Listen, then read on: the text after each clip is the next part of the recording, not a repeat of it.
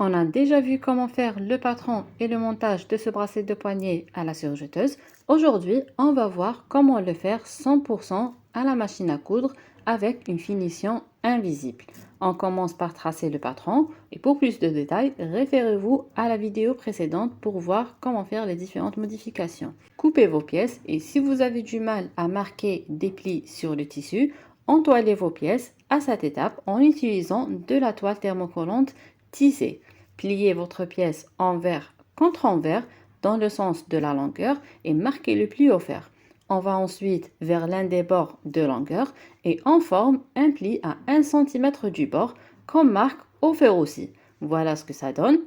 J'ouvre ensuite la pièce et je la plie endroit contre endroit dans le sens de la largeur, en coïncidant les plis des deux côtés.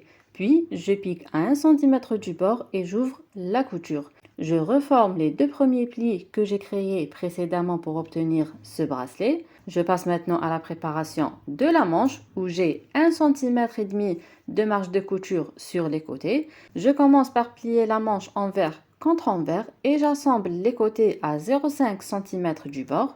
Je rabats les coutures vers l'un des côtés et je retourne ma pièce. Je forme un pli le long de la couture et je marque au pli. Puis je pique à 1 cm du bord. Je rabats ensuite les valeurs de couture vers le côté dos et le résultat obtenu est une couture anglaise. Je forme ensuite des franges sur le poignet de la manche et je m'assure que la largeur est égale à la largeur du bracelet. Je mets la manche sur l'endroit et le bracelet sur l'envers. Je glisse la manche à l'intérieur de sorte à ce que le bord du bracelet s'emplit de 1 cm, soit du côté du poignet de la manche. Je coïncide les coutures, j'épingle tout autour et je pique à 1 cm du bord. Si votre tissu s'effiloche beaucoup comme le mien, coupez les fils qui dépassent, sinon ils vont vous déranger pour la suite du travail. Attention à ne pas couper votre tissu. Retournez ensuite le bracelet sur l'endroit en vous aidant des plis, puis retournez le tout sur l'envers et assurez-vous que le pli de 1 cm couvre bien la couture d'assemblage. Rabattez bien les valeurs de couture vers l'intérieur du bracelet et marquez au fer. Maintenant, pour fixer le bracelet à l'intérieur, vous avez plusieurs options.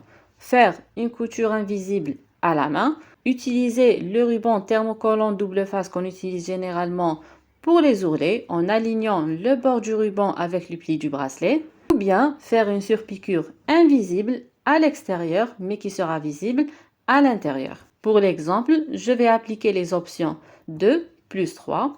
Je commence donc par placer mon ruban thermocollant. Voilà le résultat, vous voyez que ça tient bien. Si vous cousez pour vous-même, vous pouvez vous arrêter ici. Sinon, si le vêtement est destiné pour la vente, je vous recommande de passer à l'étape suivante. Je retourne ma manche sur l'endroit pour faire la surpiqûre. J'écarte le bracelet pour voir la couture et je pique sur la ligne de couture. Allez-y très doucement pour ne pas piquer par-dessus le bracelet. À l'intérieur, la piqûre sera très près du bord. Assurez-vous que le bord du bracelet est bien pris dans la couture. Voilà le résultat. Si vous aimez l'effet surpiqûre, vous pouvez remplacer la surpiqûre invisible par une surpiqûre visible à 2 mm du bord de la couture d'assemblage et par-dessus le bracelet. Si vous aimez ce format de vidéo tutoriel, réagissez à la vidéo et abonnez-vous pour ne pas rater les prochains tutos. Je vous dis à bientôt et on se retrouve dans une nouvelle vidéo.